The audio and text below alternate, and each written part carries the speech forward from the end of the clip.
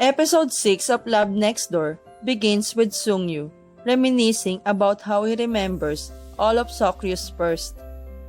The first time her tooth came out, the first time she rode a bicycle without help, the first time she ran away from home, the first time she confessed to a high school senior, and the first time she got engaged. Back to the present day, Seok Ryu drops some side dishes at Seung Hyo's house.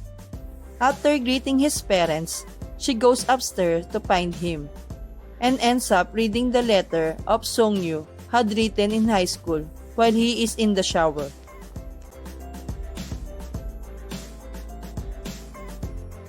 He catches her reading the letter, takes it and crumples it up before throwing it in the bin, dismissing it as a joke.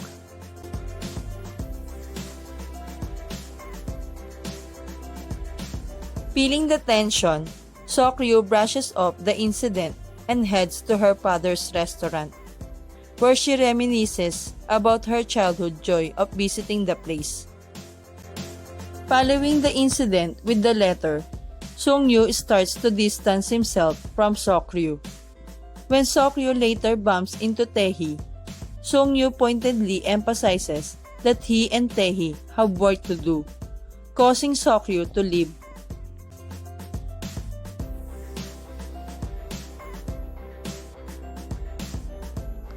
Later, Seok Ryu meets with Mo-eum. She encourages Seok Ryu to chase her passion for cooking when Seok Ryu tells her about joining a cooking class. They invite Seung Hyo over to celebrate Seok Ryu's decision, but he declines the offer.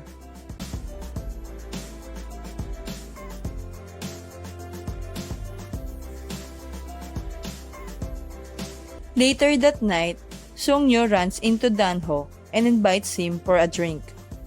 They end up not drinking but hanging out at Dan-ho's house. Seung Hyo even meets his daughter and introduces himself as Dan-ho's neighborhood friend. Sensing that Seung Hyo is troubled, Dan-ho gently probes about it. Seung Hyo indirectly shares how complicated things are with Seok Ryu since although he likes her, he's terrified of ruining their friendship, especially because they have been friends for so long. Dan-ho advised him to be courageous like he was during his swimming competition. Meanwhile, the sneaky Mo-eum has been eavesdropping on their conversation. It's revealed that she has already knew about Seung Hyo's feelings because she had dug up the time capsule and read their letters earlier. In the meantime, Seok Ryu attends her first cooking class.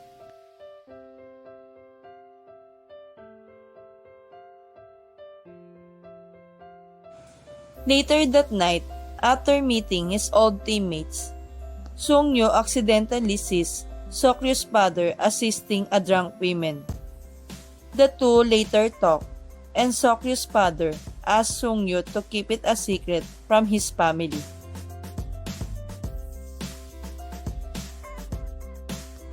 Mo-eum and Dan-ho accidentally meet at the convenience store. Mo-eum tells Dan-ho not to sacrifice everything for his daughter because as a single child herself, she had hated her mother, sacrificing everything for her. She also asks him to help her win Yeondu back. While he's telling her about all the things Yeondu likes, he becomes too drunk to keep his eyes open. Mo-eum then quite literally dumps him outside his house, which is right next to hers.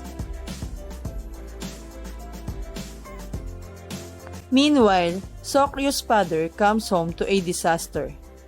One of their guests in their restaurant complained about her in their food, and they demanded compensation for the expensive watch, threatening that the video they recorded about the hair in the food would go viral.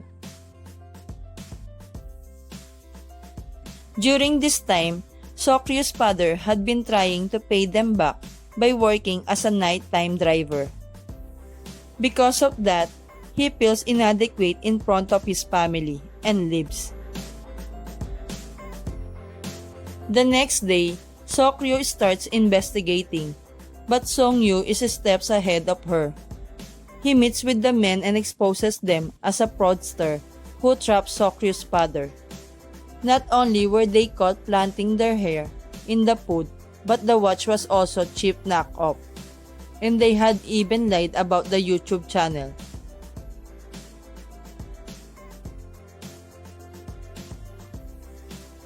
Realizing they have been caught, the two men ran with Sung-yu and Dan-ho, who had come to help, hot on their heels.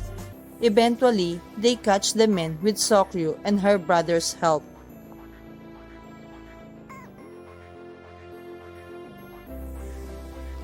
Seok-ryu later thanks Sung-yu, but he emphasizes that they are not children anymore and tells her to stop chasing him.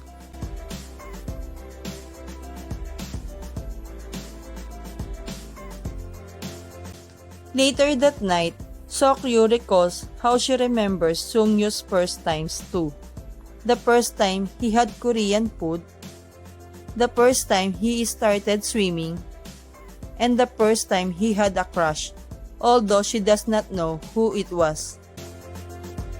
The next day, after her cooking class, she waits for him to give him the dish she made, the first dish he had in Korea, which is also his favorite. But Sung-yu blows up, telling Seok-ryu to stop chasing him. Seok-ryu gets upset and complains that they are friends and she has every right to interfere in his life.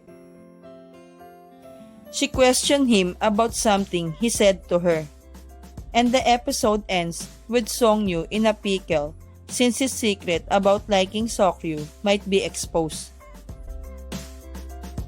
Thank you for watching. Don't forget to subscribe, like, and share.